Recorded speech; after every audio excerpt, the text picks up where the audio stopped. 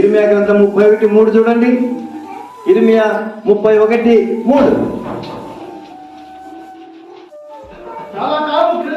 చాలా కాలం క్రిందట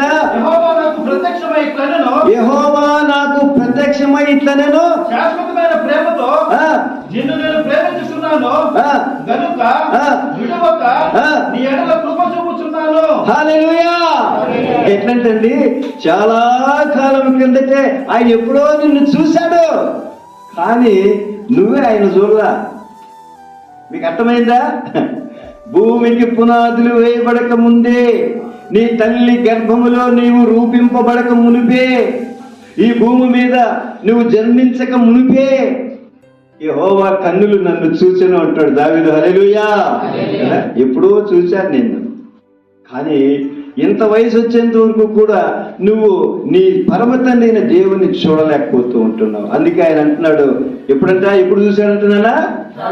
చాలా కాలం కిందటే నన్ను చూశాను అంటున్నాడు, ప్రత్యక్షమయ్యాడు. ఏమని మాట్లాడుతున్నాడు అక్కడ? శాశ్వతమైన ప్రేమతో నిన్ను ప్రేమించుచున్నాను గనుక విడువక నీ ఎడల కృప చూపుచున్నాను అని మాట్లాడుతూ ఉన్నాడు. గొప్ప దేవుడు కదా. ఈ మాట వినంగానే ఎంతో మంది సంతోషపడుతూ ఉన్నారు. ఈ సంతోషంతో దేవుని అడగండి, ప్రభువా నన్ను బ్రతికించు. చూసారా, నీ భారమును, నీ అధికారాన్ని, నీ జీవితాన్ని నీ దేవునికి అప్పగిస్తే అక్కడేముంది సామెతల్లో? నీ మార్గాలన్నీ మూతపడిపోయాయి. ఎక్కడికి వెళ్ళాలో నీకు అర్థం కాల, ఎలా బ్రతకాలో నీకు అర్థం కాల.